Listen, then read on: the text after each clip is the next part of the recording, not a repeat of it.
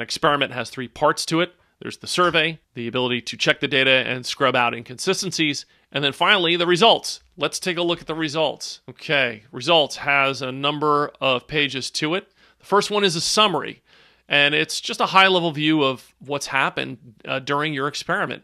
The number of total active ideas, suggestions that are active. Of course, if you keep them in the queue and don't approve them, then they don't count here. How many participants, idea combinations, and so on. We get an understanding of the segments, the percentage of people who answered in any particular segment. Let's move on to comments. So remember, at the end of the survey, there was this box where it said, give us, tell us anything you want. Here's where the comments show up. In this case, this is the one I threw in. This was a great survey, and you can download that as a comma-separated value file. Then we get to the idea ranking. Okay, so here's our first set of results. What do we have here? First thing we have is a drop-down in which we can take a look at the results by all segments or by a particular one single segment. You can see here, let's take a look at this. So here are people who identified themselves as being in, or I guess thinking sympathetically about the Democratic Party. For them, environment was number one, healthcare number two, privacy number three. Compare that, say, to the Republican Party. It's a little bit different. And are these a surprise? Probably not. We see these kinds of data on the news all the time. For Republicans, the economy, terrorism, national security, taxes, and privacy are number one. So we start to see some things emerge. So take a look at privacy. For people identifying as Republicans, privacy is number four. For people identifying as Democrats, privacy is number three. There might be a meeting of the minds on some national issue of brown politics. Wow, who knew that? Not before this, so that's kind of cool. Let's see what else we have on this chart here. We have this red line. This line is the average. It's the average of all these numbers. I'll tell you what the numbers mean in a second. And then to make this easier to read, any idea that is above average is colored in green. Every idea below average is gray. Now, what do the numbers mean? Number is a score associated with each idea that tells us the relative importance to the participants of that idea. Now, 12.7, 11.4, 7.5, they're unitless, right? They don't mean anything on their own. But when we compare the two, or compare one from another and so forth, and we'll look at this in the next report, we can start to understand the magnitude by which people find one thing important versus another. And that really does help us prioritize. It really does help us decide whether, in the case of, say, building, if you're like me and you build digital products, should I spend time on this feature? Is this part of MVP? And, understanding the relative importance vis-a-vis another idea helps you make that decision. Actually, it makes it become very, very clear. And this is true, of course, for each and every segment.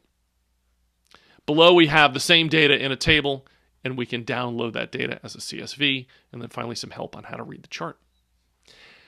Moving on to factors. This is the same table, but it's allowing us to use one particular idea and seeing what the relative magnitude of importance is to other ideas. So let's choose one idea as our baseline, and we talked before about privacy. So let's pick privacy.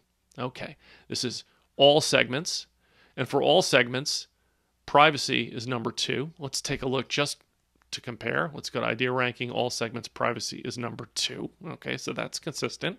Here it has the score of 9.1, but what does that really mean? Well, if we go back to the factors report, and I bring up privacy, I can see that, privacy and environment, they had a similar score. Environment is preferred over privacy by a factor of 1.1, not very much. But when we compare it to, say, marijuana legalization, well, participants said privacy, they prefer privacy over marijuana legalization by a factor of nearly 9. Pretty significant. Tells you a lot about one idea versus the other and how important something is. And we can choose a different idea. Here's environment. That was number one overall, but of course, remember we saw that Republicans didn't think environment was as important. That doesn't mean they didn't think it was important, but they did think that the economy was more important by a factor of 2.5. They did think that terrorism and national security was more important than the environment by a factor of 2.2. So you can see how when we start to look at the difference between ideas, it can really change the conversation about those ideas. Okay, now let's go to impacts. This is my favorite report because it gives us a chance to compare the relative importance of ideas among different segments. So what we need to do is pick two segments. So let's pick Republicans and let's pick Democrats. Why not? And we get this chart with these four quadrants. What does this mean? Well, the green lines, horizontal and vertical, are average lines, similar to the average line that we saw before in that first report on rankings. Except these are the average lines for each of these segments. Now what we get to see is, where do these two segments agree? Where they agree that things are important are in this quadrant over here. If I hover over one, privacy, right? We did see that before a little bit. The economy, well, it looks like that it may be really important for Republicans, but that doesn't mean that it's not important for the Democratic segment, right? They agree on some level. These ideas for both of them are above average. And the same is true for below average. They do say that, we share these this set of ideas, the budget deficit, election meddling by foreign powers, foreign trade policy, gun rights, and marijuana legalization. We agree that these are not as important for us. They're below average for both segments. So those are segments of agreement. Here are segments of disagreement. So for Republicans, terrorism and immigration are of high importance, but they're not for Democrats. For Democrats, healthcare is really super important. Student debt is really super important. Not so much for Republicans. So how could you use this? Let's say we were creating a social media campaign, a paid social media campaign. Now, if I do this on Facebook, I can target specific demographics. And I wanted to try to figure out, for that particular demographic, what ideas around my campaign are really important to them. So let's say I'm going to look at targeting men versus women. So for men, I can tell you right now, it's privacy and foreign affairs. Not to say that terrorism and taxes and the economy are not important to men. They are. They're important to both men and women, as we see here.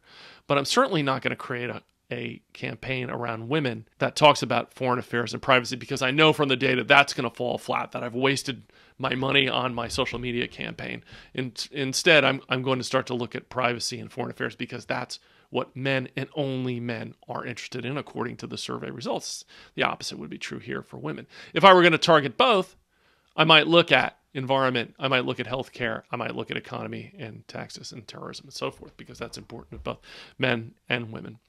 That's one way you can use it. You can use it, let's say you are walking into a room with stakeholders, your bosses, and they had a bunch of ideas, and you tested those ideas against them and against your customers. And let's say here were your stakeholders and here were your customers. Well, you can tell your bosses, if it landed up here, those ideas, we can't monetize those ideas. That might not work out because, well, only you thought they were interesting. Our customers didn't. Maybe what we want to do is look down here to areas that were not really important to you, but were important to our customers, because those are where opportunities really lie. And of course, the ones that are up here are the ones that both the customers and the stakeholders would find useful, and the ones down here that they didn't find useful. And those are our reports.